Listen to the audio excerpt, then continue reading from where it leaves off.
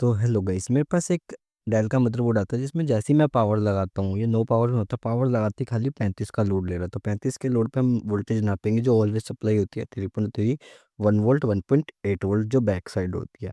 तो ये सारी वोल्टेज बन रही होती है।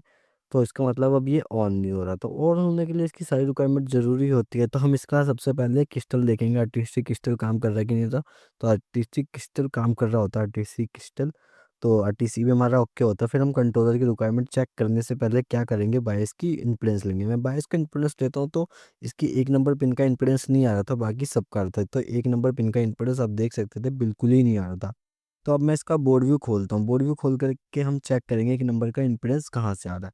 तो मैं इसमें बोर्ड व्यू खोल लेता हूँ और ये बायस की 1 नंबर पिन है, आपको दिखाता हूँ।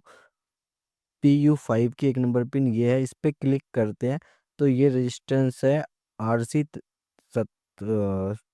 37। इस पे तो रेजिस्टेंस लगा ही नहीं है। तो इसको मैं चेक कर लेता हूँ, रेजिस्टेंस होता नहीं है। पर यहाँ पे जब मैं थोड़ा डीप देखता हूँ तो मुझे पता चलता है कि यहाँ पे एक ट्रैक ओपन है। तो मेरे को ट्रैक मिल जाता है, इसमें मैं ट्रैक लगा देता हूँ। बिल्कुल ही हल्का सा कटा होता है, तो वो मॉइस्चर होता है या किसी ने काटा, मुझे नहीं पता। फिर उसके बाद में इसमें पावर लगा के इसको ऑन करता हूँ। जब मैं दूसरे सेकंड में जंपर लगा के, तो ये ऑन तो होता, बट 170 का लोड ले रहा होता और रैम सप्लाई बन रही होती है। लेकिन इसमें कोर वोल्टेज जो बनती है, कोर वोल्टेज इसमें नहीं बन रही होती।